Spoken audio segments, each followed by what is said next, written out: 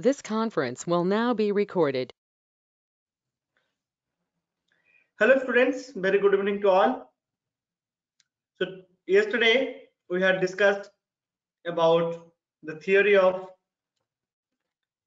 interference in double slit experiment, Young's double slit experiment, and what we had done, we had derived the expression for the fringe width and the position of the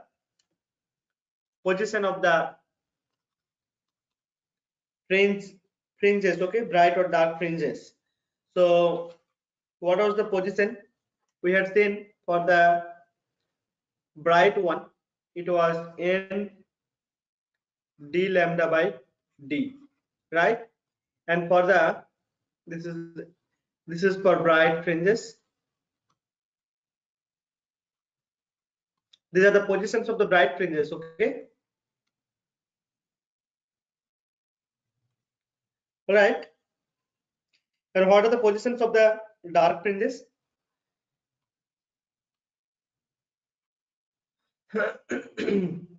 This will be, as we had discussed yesterday, n plus 2n plus 1 d lambda by 2d. That means odd integral of, see, this is odd number and lambda by 2, okay? Here it is even lambda, okay? So half integral lambda, okay? Here odd half integral,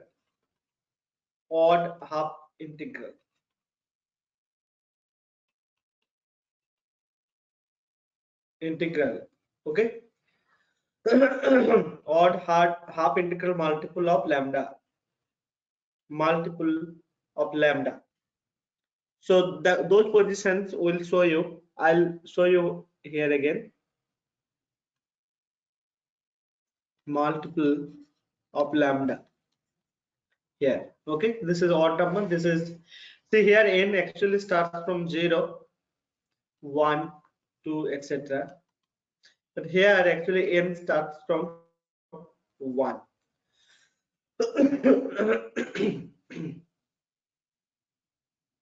Okay, so here n starts from 1,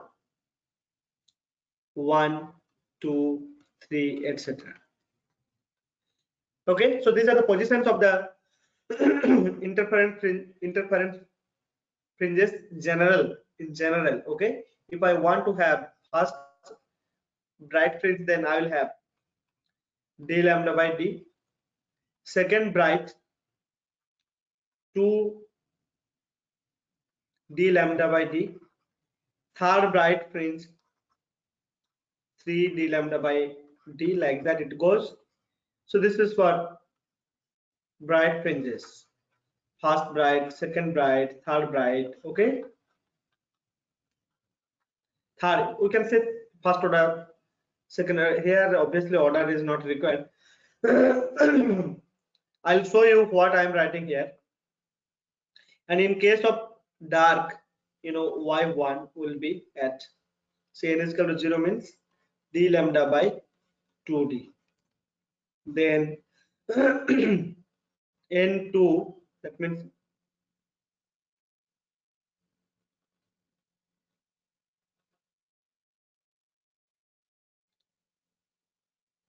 and obviously here we will say n is equal to 0.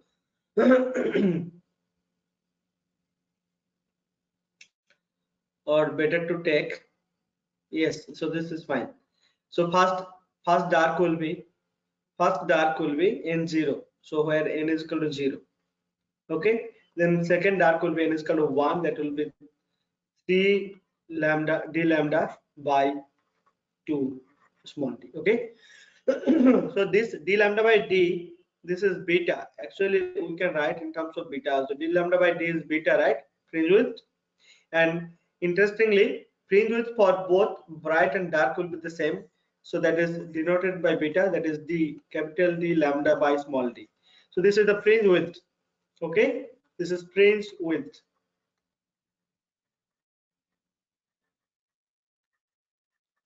So this is what we had discussed and derived also these expressions. So today what we are going to do, we have already seen, but still we will discuss a little bit about intensity distribution curves with the distance. Okay, let me show you this figure, interesting figure. You can see here, so this is bright, this is dark, this is bright fringe, this is again dark fringe, this is bright fringe, again this is dark fringe, this is bright fringe, like that it is. Okay, here it will be dark. So dark, bright alternating, dark and bright fringes are occurring. Okay, that is what we have seen. See, one thing is very clear. You can see that all the maxima has the same intensity. See, this is maxima, this is another maxima, this. So this is the central fringe, it is actually O. Okay, so at the position O, where the two rays are meeting in phase, actually there is no phase difference at all. So sorry, there is no path difference at all. So for the central C, at the center of the screen, this is O. Okay, and then these are the fringes. Okay, like this. So at this position, all the rays coming from S2 and S1, both the slits are having the same path difference. Okay, like same path, they travel the same path from the source, S1 and S2. So that's why there is no path difference between the waves meeting at the central point O. So that's why it will be always a bright fringe. If there is zero phase difference, then there will be, that will be certainly giving a bright or constructive interference. So you will get central bright fringe. Okay, so at the middle you will get bright fringe. So you can see this is the central bright fringe. Okay, which is denoted by O. Position of the central bright fringe is denoted by O. Okay, O. All right. So but you can think, see, you can see one thing, that on either side of the central bright fringe, see alternate, see this minimum intensity, that is zero intensity, then maximum intensity, then again zero intensity, maximum intensity, again zero, maximum, like that it goes. And on the other side also same thing, just after central bright you will get minima, then maxima, then again minima, maximum, like that. So minima has, see, all the minimum or minima has intensity 0, has intensity 0, and all maxima, see, all maxima has maximum intensity, maximum and equal intensity, equal intensity, this is important. Okay, equal intensity, all the bright fringes will have the same intensity. So this is one thing. Now you might be thinking, sir, how did you plot this curve? Look, let me tell you here. See, this intensity distribution curve is plotted against the position. Okay, see, from the central point. So this is central point, this, then y1 position, here it is y2 position. That means the distance you see y1, this distance y2, maybe this distance y3.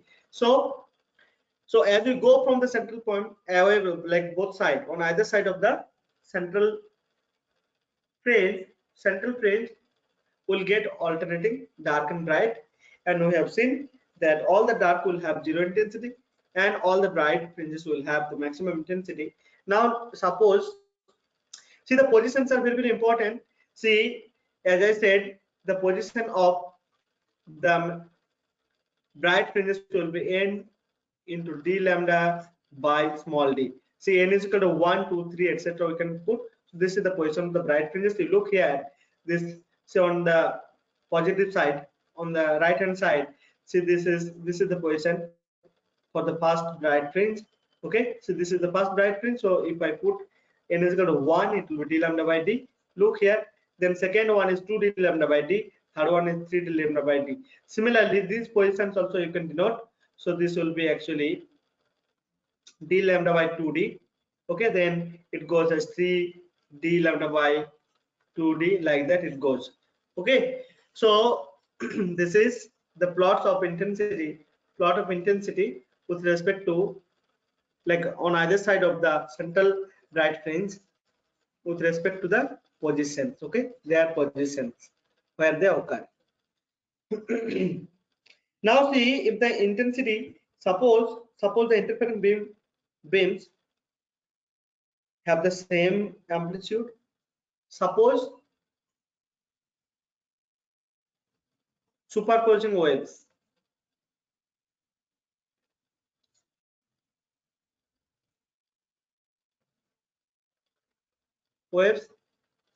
have same intensity,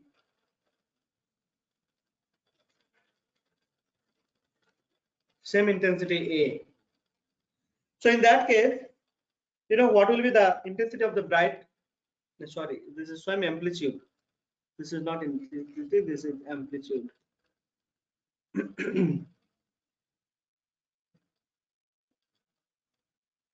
Okay. So in that case, we have seen, see, maximum intensity will be what?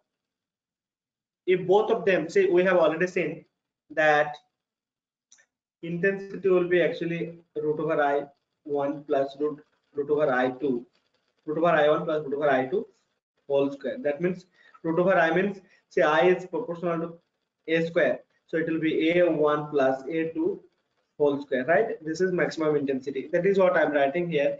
So maximum intensity will be A1 plus A2 whole square, right? A1 plus A2 whole square. So it is actually eventually coming as 4K. Actually, this K will be here. 4K A square, right? So this is maximum intensity. What about minimum intensity? So minimum intensity also, see, we just put a minus sign over here. So that will be minimum intensity. That is what we have seen in the destructive interference case. So this I can write as A square. So A minus, see here it will be A minus A whole square. That is actually giving rise to 0. So this is actually happening at the dark fringes, at the position of the dark fringe and bright fringes. Okay, so these are the things. So on plotting the interesting these intensities of bright and dark fringes against the distance from the central bright fringe, we get a curve as you see here, this one. And you know the intensity is maximum at the central point O, and it becomes 0 and maximum alternately. Okay, alternately depending on the positions. Okay, at the positions of n d lambda by small d, so multiple of that, see 1 2 3 etc. n is equal to that, see here 1 2 3 etc. So at this position, you will get the maximum intensity. What is that? That is 4kx square. Sorry, 4k square. And at the positions of lambda d by, okay, so n lambda d by 2d. So n is equal to 1, 2, 3, etc. So in that case, you will get the dark fringe, and dark fringe will have intensity 0. Okay, so that is what was small idea or some sorry, excuse me. So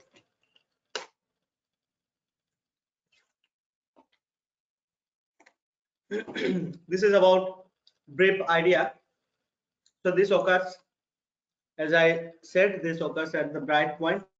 Okay, bright at B's, and this occurs at D's. So this DB, DB, DB, DB, here D, and here B. So at B, intensity will be maximum for K square, and in D's, the intensity will be 0. So this is about intensity distribution curve. Now we'll see here we are saying some places there is darkness. Okay, that means there is no light, isn't it? So no light energy is going over there, and some places it is bright. So some places, so there will be sufficient amount of energy. Okay, so see some places, is it possible that some places energy will be totally 0 or something, or whether at the dark, at the positions where the dark fringe occurs,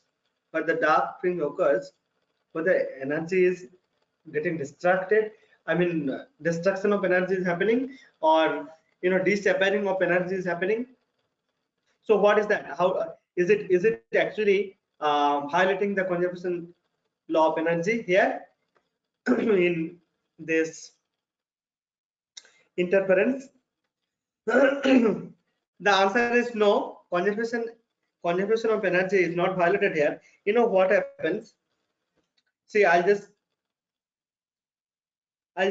do a simple calculation, and we can show you that the intensity, average intensity between dark and bright fringe will be same as we get in case of general illumination. Okay, let me tell you. See, in an interference like in pattern, intensities see at maxima.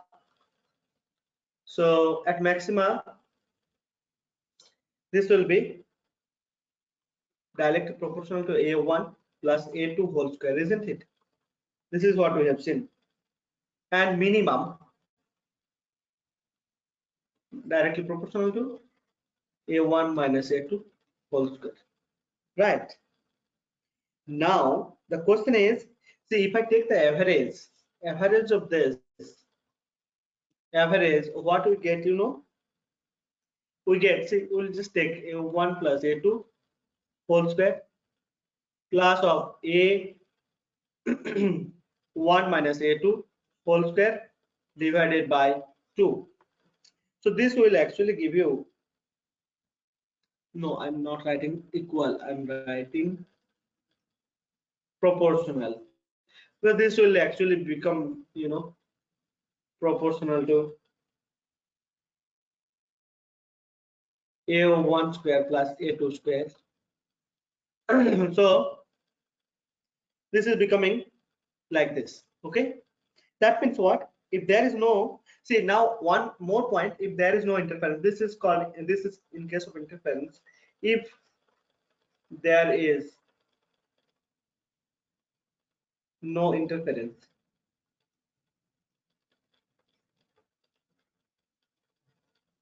if there is no interference, then what will happen? Intensity will be simply added. We have seen yesterday.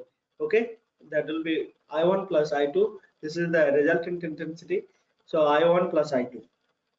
So I1 plus I2 means, what it gives rise to. So it is actually, if I just go with amplitude, so I see this I1 will be directly proportional to A1 square plus this will be proportional to A2 square, right?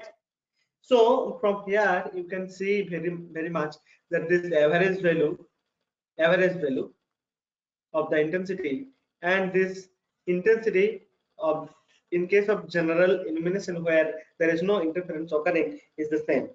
What does this mean? This means that there is no violation of energy of conservation, law of energy of conservation in interference. Whatever energy dissipates from dark region or dark fringes, equal amount of energy will be actually appearing in the bright fringes. So that is what is happening. Energy is getting actually transferred, so from dark region to the bright region. Okay, so this is about conservation of energy during interference. So see, you look the average energy is not going to get lost. So that's why the average intensity between the maximum and minimum and the intensity what you get for general illumination when there is no interference occurring, so those are actually equal. Okay, so that's why we can say there is no loss of energy. Okay, now we'll learn one more interesting point here, that is comparison of intensities at maxima and minima. See, this is very simple. You might be thinking, sir, what is happening today? The same topics are being discussed. Yes, my dear students, you can see here, actually this is also very important. In case, say, we have seen there are questions from this particular position, this particular ratio, this particular ratio, there will be questions.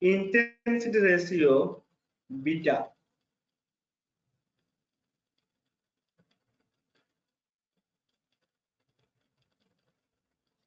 prove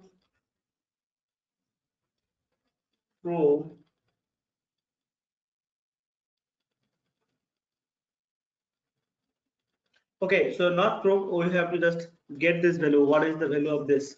Let us get this value. Okay, so we have to get the value Imax minus Imin divided by Imax plus Imin.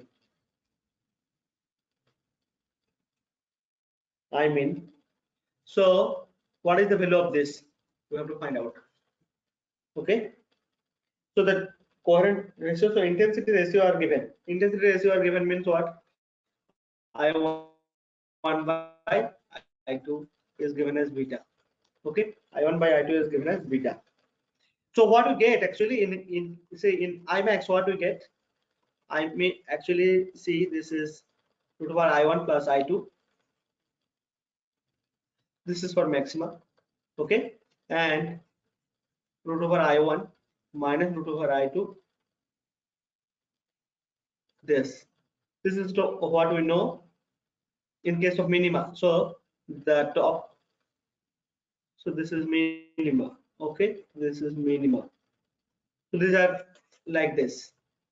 So from here actually how could you solve this problem?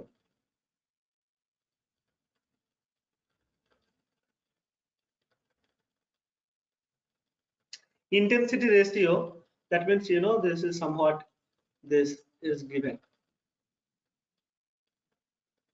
Okay, let us just go ahead with this example. If we go ahead, let me just do one thing. Get an empty page.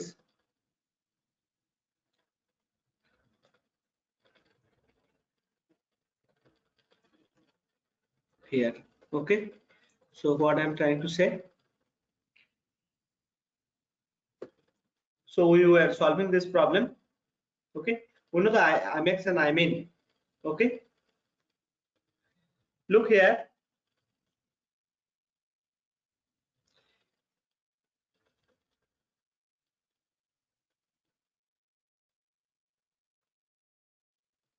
Imax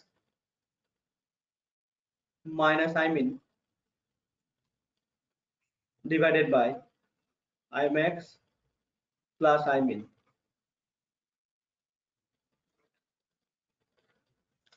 So you can go by fundamental,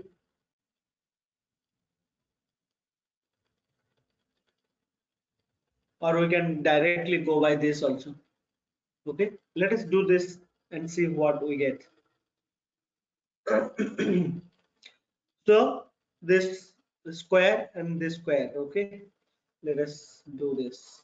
I1 plus I2 whole square minus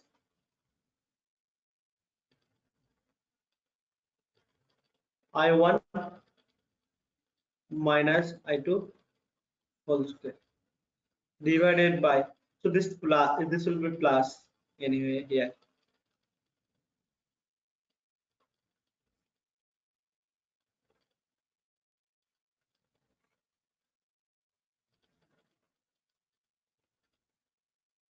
Okay, so look here, is a plus b whole square minus a minus b whole square. So what is the formula for that? Actually that is 4ab, right? 4ab,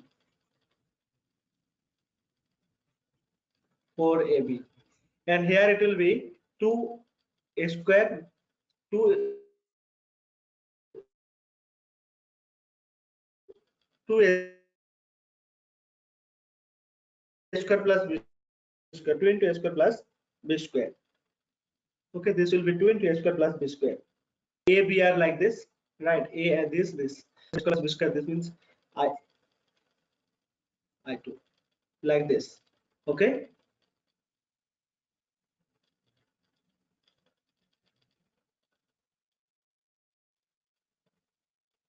So look what we have been given. We have been given actually, see I1 by I2 is given. So this could be written as well A1 square by A2 square. Okay, A1 square by A2 square.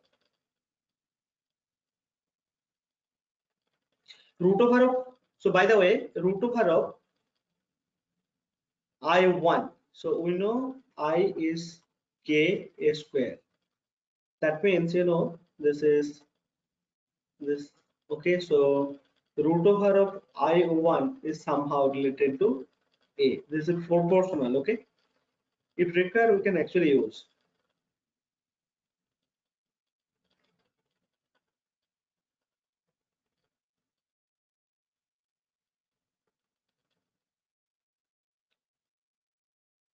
Let us take common of this I2. Let us see.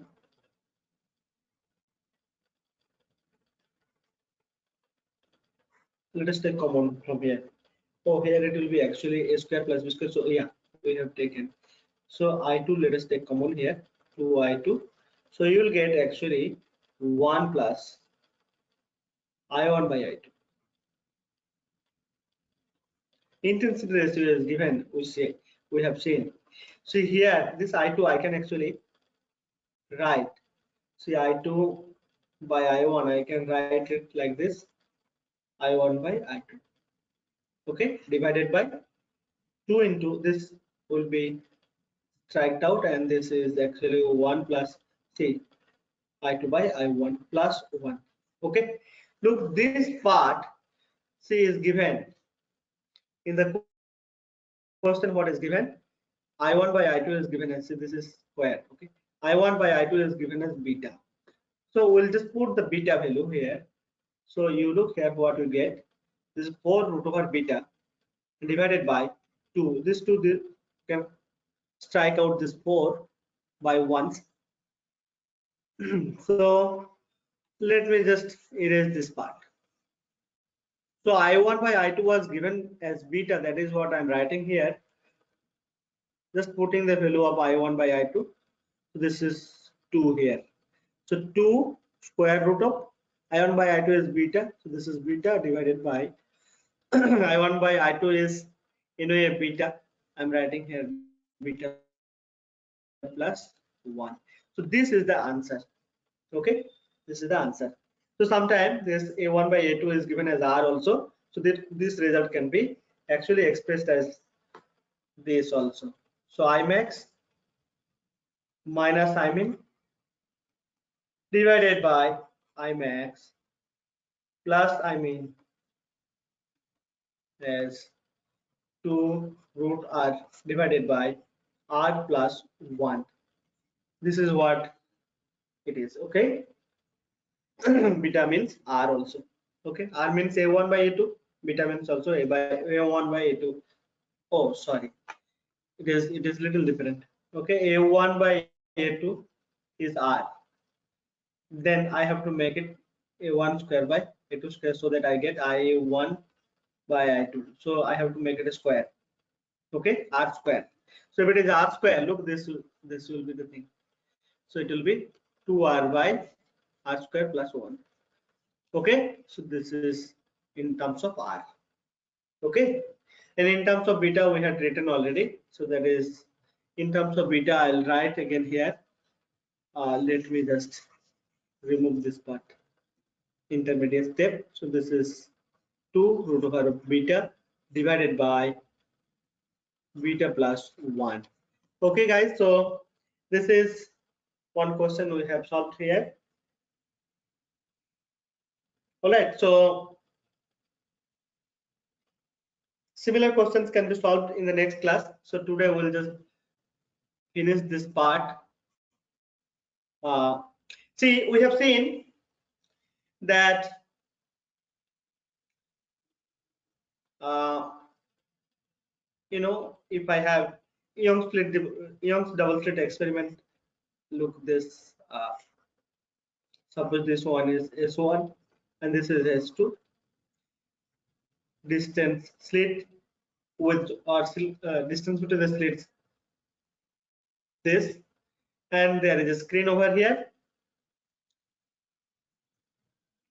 There is a screen over here, and suppose at point P the interference is happening. Okay, light goes here. So P point is here.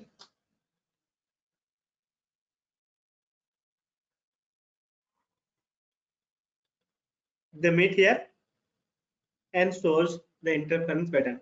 Suppose, you know, we have seen the positions of the interference pattern in terms of path difference. What we had got? We had got that in terms of path difference, we had got y is equal to d by small d into delta. Isn't it? Delta is a path difference. That is what we have got in terms of path difference. Okay. So this is the position of the fringes. Okay, I think this is bright fringe. Position of the bright fringe.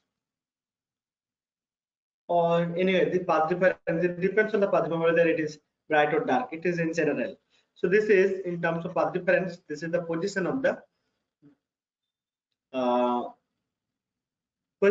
interference pattern. Now, if suppose I just place one material which is transparent, has refractive index mu and thickness is t. If I just place this in the path of one interfering beam, then what happens to the position of the different fringes? It will be shifted. Okay, it will be shifted. But what will be the shift? What will be the shift? What will be the shift? We have to find out that shift of the fringes. So that is what is called displacement of the fringes, but not normally. It is when a transparent material is put, a transparent material having certain thickness is put in the path of one of the superposition wave. Okay, now look it here. Look it here. So I have plain wavefront, and then comes here. It will be actually spherical here, and it goes like this and interfere at this particular position. See, now I'm just thinking that the position of the P or the fringe where it is occurring now after inserting that transparent material having refractive index mu and thickness t. Suppose that position from the central maxima is y prime, and you know generally y is actually d by small d into path difference. So that is what we have discussed now, path difference normally. Okay, when the path difference was normal path difference, when the rays, both the rays were passing all the way in the air. Okay, now see some path, this particular ray is traveling some path inside this material, inside the transparent material, isn't it? And look, you know what will happen? You know what will happen? It will take some time. There will be time delay. Okay, there will be time delay. If there is time delay, there will be path difference as well. Why time delay? Because inside the material the speed of the light will be different than in the air. So now the path difference, what we were getting as delta, will be different. What will the path difference? It will be actually optical path length through the material, optical path length. So the new, now it will be new path difference. So optical path inside material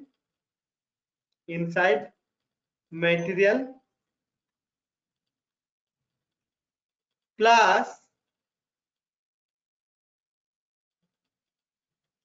sorry, this is,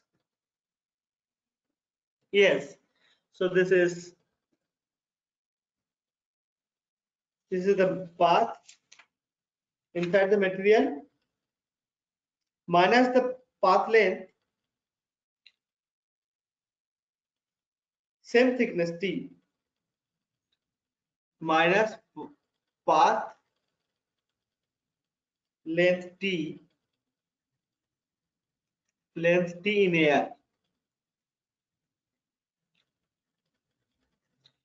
So what you get, what you get. Sorry. Okay, I have to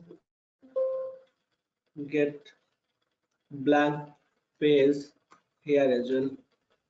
I'm sorry. I think I had made it little bit messy. I should have got on empty page like this, just below the experiment here. Right here. Okay, so I'll just go ahead. So look here,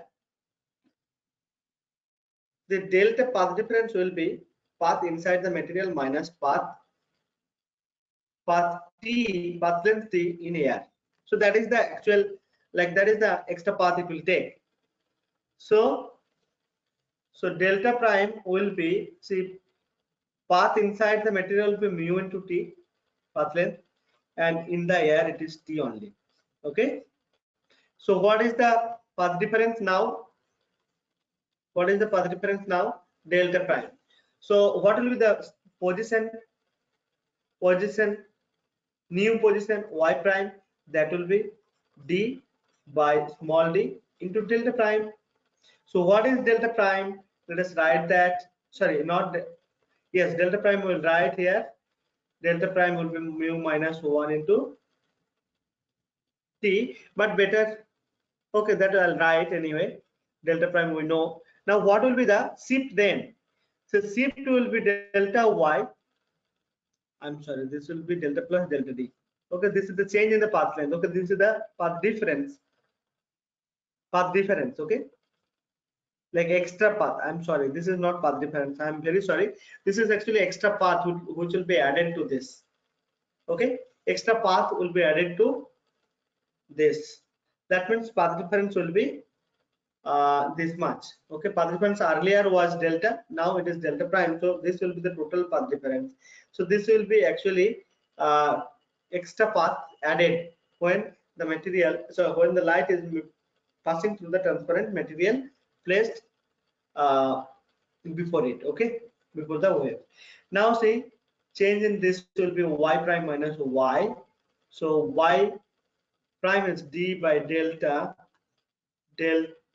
plus, sorry, d by d, delta plus delta prime minus d by small d delta. So what we get? We get d delta prime by small delta. What is this delta prime? Let us write that. That is mu minus 1 into t. Now look, if I write this in terms of beta, please do it, then I have to multiply lambda by d. So this is nothing but beta divided by 1 lambda. I have to multiply in the numerator, denominator. So ultimately what we get, the shift in the fringe position will be, see, d lambda by small d into 1 over lambda mu minus 1 into t. So this, you see, this part is beta, so beta by lambda mu minus 1 into t. So what will be the shift? You have to remember this formula to solve that kind of problem. Okay, it will be, it is actually very famous problem, see, very well known and famous for the competitive exam. So you have to remember this. This is the shift in position, shift in or displacement of the interference fringes. I'll write what it is. Displacement.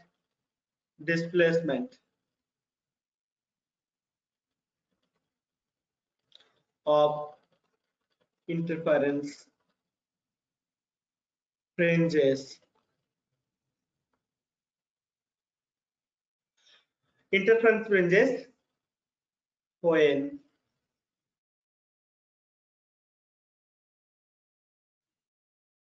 a transparent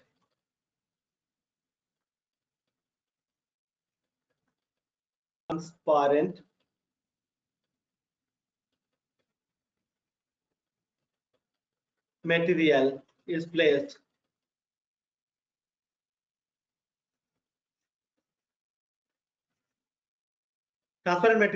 is placed in front of one path or within in the path of one superposing wave.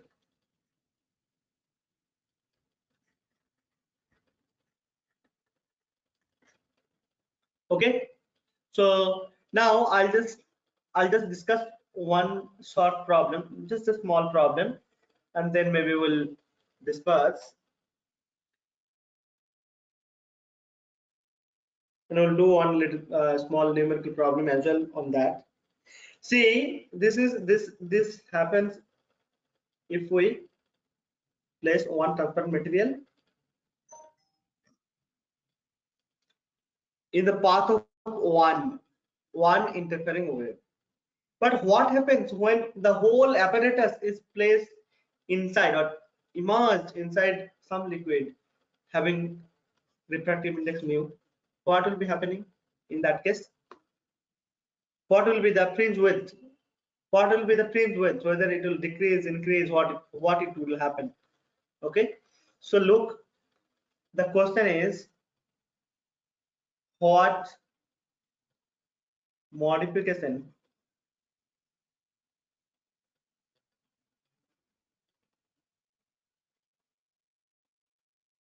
will be there in the fringe width, in the expression of fringe width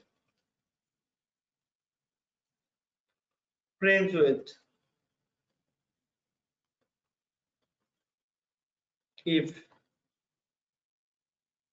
the whole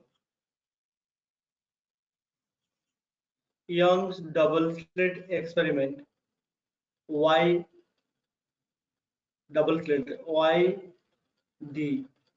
YDSE experimental setup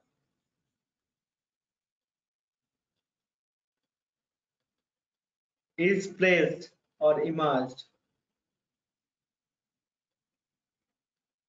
inside a liquid of refractive index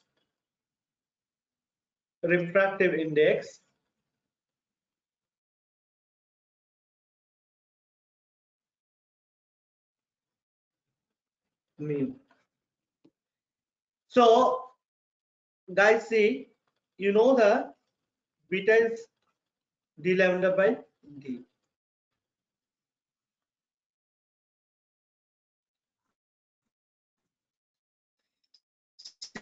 See,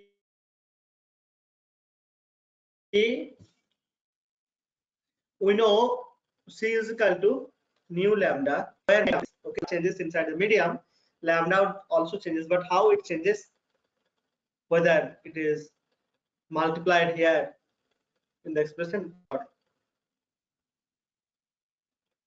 Okay, so look, if the refractive index of the liquid inside which the YDSE experimental setup is being immersed, then what will be the new fringe width? That will be, see, this lambda will be lambda prime. Okay, lambda will be lambda prime. We will show you how it is. Lambda will be lambda prime. So lambda will not be lambda, then it will be lambda prime. How it is? So Okay, so I'll just write directly in short that if the refractive index given mu, then beta will be beta by mu. So lambda will be replaced by lambda by mu.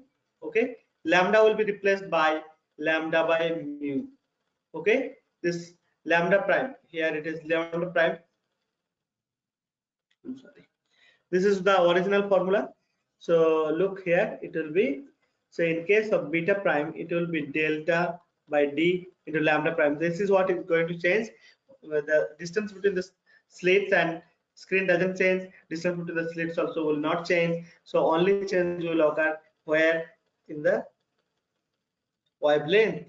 So that is different for different refractive index. Since the speed of the light in the inside the medium is different than the speed in the air, so this will be actually lambda prime will be lambda by mu. So this is what the modification you will get. So this is beta itself, so beta by mu.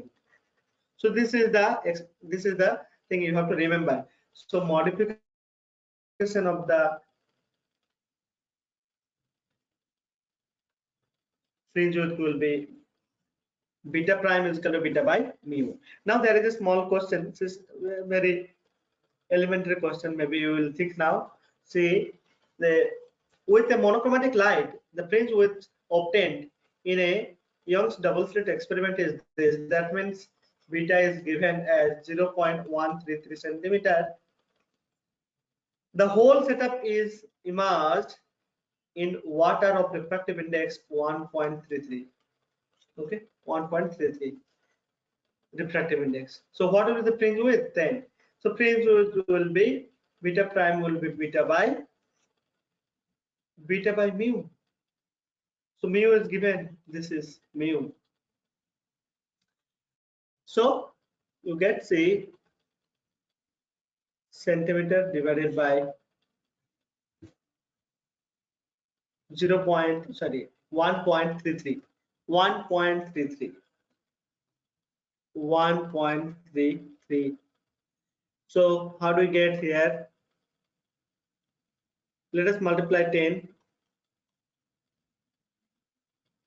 Then we get 1.33, and say we have to multiply 110 in the denominator as well, so that we get this experiment correct. Say okay, so this is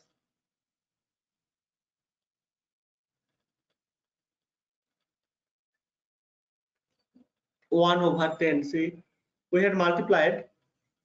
Let me do it 2 steps, otherwise you will be confused what I have done.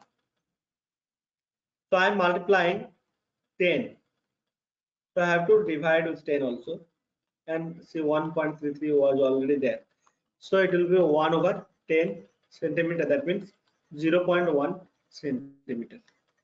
Okay, so what will be the new fringe width? That is 0.1 centimeter. Okay, 0.1 centimeter. All right, there was options given. Actually, this is also from some question paper. Options are given this. Then this is option A. Option B was given as 0.01 centimeter, which we have got already. So this will be correct. But we need to know the wrong options also, like this. What it was there. Then D was 1.33 by 2. So we had to tick this one, 0.1 centimeter. So I think I'll stop it here for today. Next day, we'll take up various numerical problems on Young's double slit experiment from previous year's JEE mains and also NEET papers. And then we'll proceed for, or maybe various other questions related to this Young's double slit experiment, then constructive and destructive interference. So next class it will be, so we'll discuss numerical problems on interference.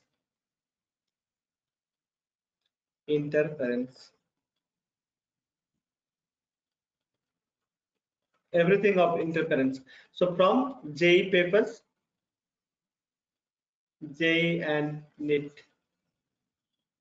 PYQ. Okay, we'll discuss. All right, so don't miss this class. Next class, it is very important to revise the questions, okay, on this particular topic. So thank you for your presence. Bye for today.